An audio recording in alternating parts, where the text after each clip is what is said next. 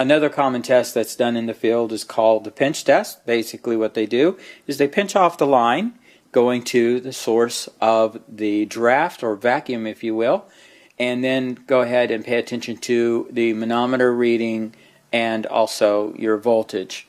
So what we're going to do is go ahead and perform that test a few times, and you can see a lot of times there is a lot of inconsistency in doing that, and the reason being is because you don't have a lot of control over this. The other thing is you're not actually testing the pressure switch, you're just seeing when the pressure switch opens. So you don't know if you have a weak diaphragm, you don't know if you've got a coated diaphragm or whether it's cracked or there's holes in it.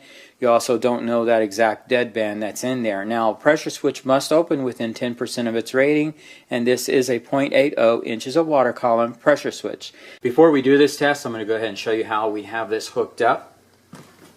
We have an SDMN5 dual port manometer, real nice manometer. It's hooked up to P1, and tubing comes down to a T. T goes to the inducer, and then it goes over to the pressure switch. I'll go ahead and move this meter out of the way, the SC57, nice meter. And you can see that it's hooked up to the pressure switch. And I don't know if you can catch this, but it is a 0.80 inches of water column that we're doing here. Okay, so the meter I have grounded right here, and I also have this going to the pressure switch. Before we show you this method, there are a few things you need to understand. The pinch method used to be an accepted method for testing a pressure switch. Pressure switches are one of the most misdiagnosed components in today's furnaces. Many of the furnace manufacturers have stated that the methods used in the field for testing pressure switches have returned unreliable results.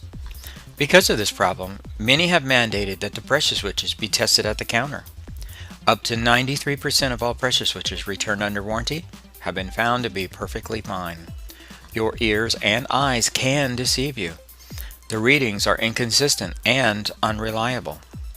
Assuming the pressure switch is perfectly fine or unnecessarily replacing a good pressure switch can be one of your biggest mistakes. This can result in multiple callbacks, especially if everything appears to be fine by the time you get back to the furnace. Close enough is not a test. The pinch method can't prove if the pressure switch is starting to fail, only that it is so far out of calibration that it's failed completely. The pinch method can't prove if the diaphragm is worn, stretched, coated, cracked, or has a hole in it. Pressures produced by the inducer can still close the switch, even with a cracked diaphragm, creating a very dangerous situation. The pinch method can't prove if the microswitch is starting to fail, only that it has failed completely. The pinch method can't prove if the bleed port is starting to clog. The pinch method can't even prove that the pressure switch is good, as stated by many furnace manufacturers. You simply cannot tell if the pressure switch is working within specs. It is your best educated guess. And on a tune-up, if it is starting to fail, that's money lost. You need a controlled, consistent flow of draft or vacuum in order to actually test a pressure switch. And the only way to accurately do this in the field is with the DDSM-1 draft simulator from Fieldpiece Instruments. Now, please watch the rest of the video. Thank you.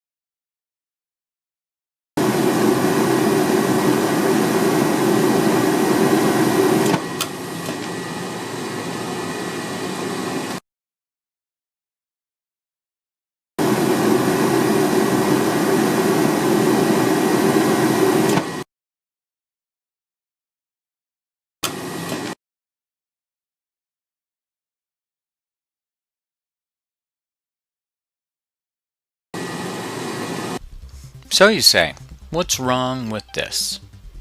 Really? You didn't test anything. A .80 pressure switch is supposed to open within 10% of its rating. Under this method of testing, the switch opened at 0.91, 0.95, and 0.93. Think that's good enough? How is the bleed port? The purpose of the bleed port is to help regulate the amount of pressure that's required to close and open the pressure switch. If the bleed port clogs or starts to clog, it can allow the furnace to run even if the flue or heat exchanger is plugged or partially plugged, creating a very dangerous condition. How is the micro switch? This method can't tell you if the micro switch is starting to fail. It can only tell you it has failed once it fails completely. How is the diaphragm? This method of checking the pressure switch can't tell you if the diaphragm is failing because of debris, or cracks or holes, or if it's simply worn out. The pressures created by the inducer can shut a pressure switch with a failing diaphragm, and a pressure switch operating under these conditions can create a very dangerous situation. That's why it's used as a safety device.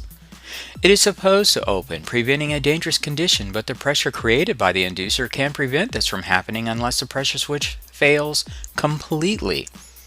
This method does not test a pressure switch. It simply tells you the switch opened. And, depending on when you saw the switch open, you could say it was out of calibration, when in fact it is not.